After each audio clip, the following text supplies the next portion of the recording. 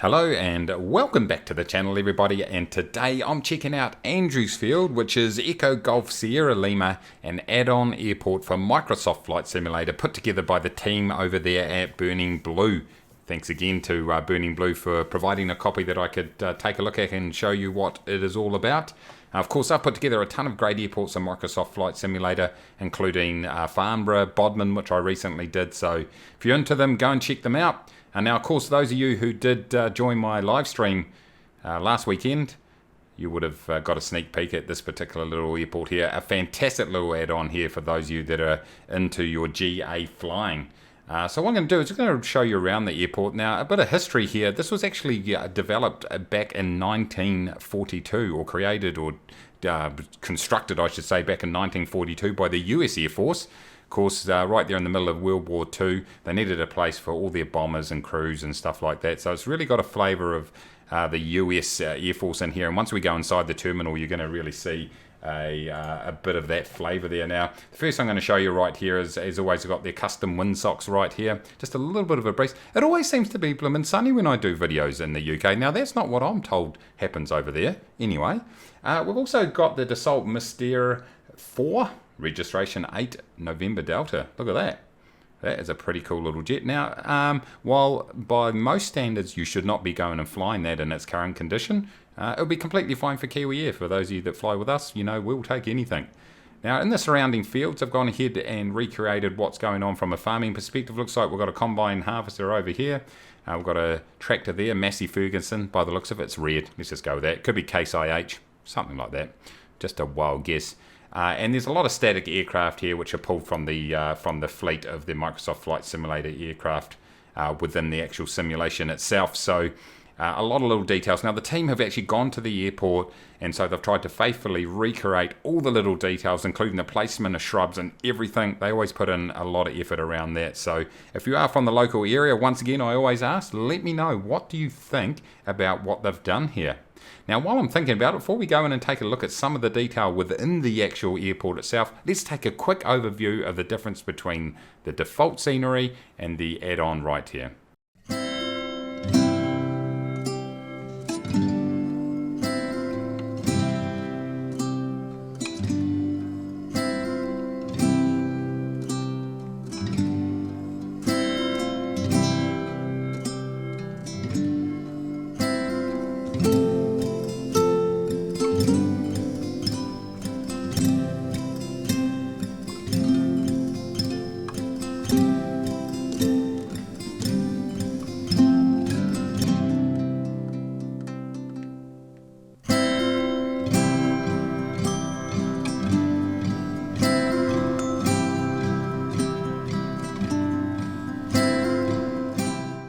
Okay, so there you go, a bit of a look at that. So let's take a quick look around some of the major features here. I won't go through everything. I'll leave a little bit for you to go and investigate and find out if you pick up the scenery.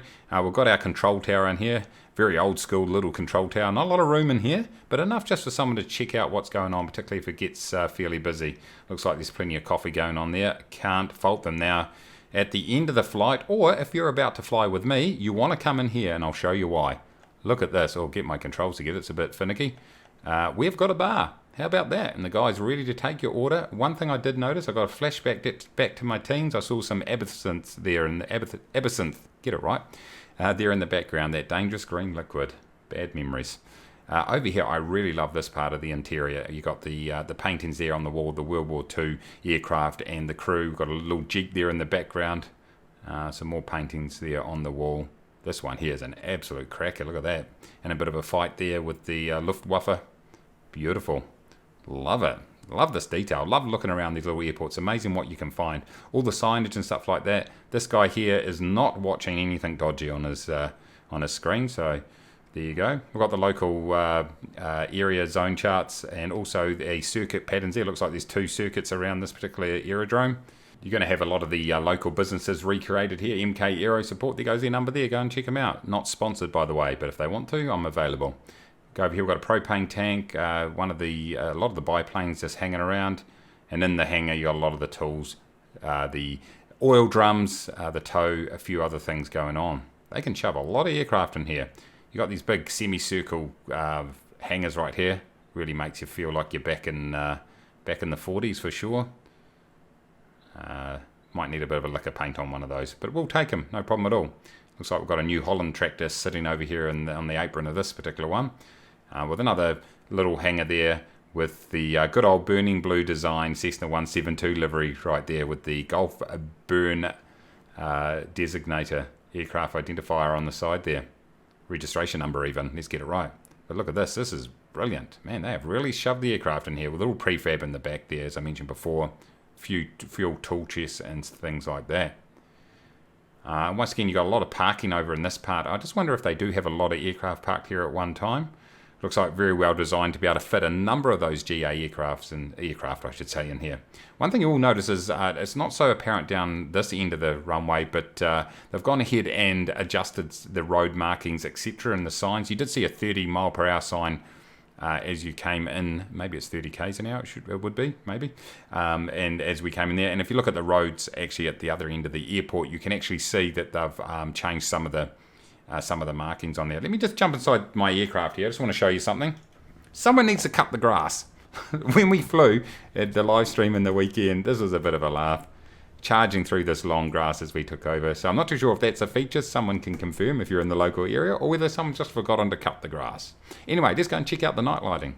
And here we are. Look at that. Looking cool. Now, we'll just go to the left here. You can see there's no runway lighting, so good luck flying in here at night. Give it a whirl. If in doubt, just risk it. But check out this lighting in here. I love this. I really particularly like the fact that the lighting emanating out of the building in here.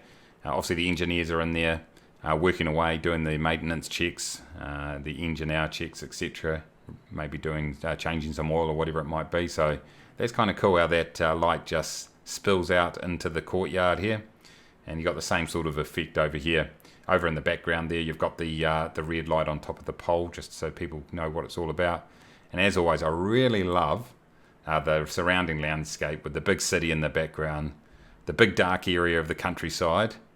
And then, oh, look at that moon. That's pretty cool. And then, obviously, you know, you've got this big lit up area here as people work to all hours looking after their aircraft. And there we go, ladies and gentlemen, Andrewsfield. And I thought I'd change the weather to finish a video off. We're here in the grey and rainy skies. And actually, with a bit of rain on the ground, this thing really pops, I tell you. It's a feature I really love of the sim, this particular weather, but particularly around here.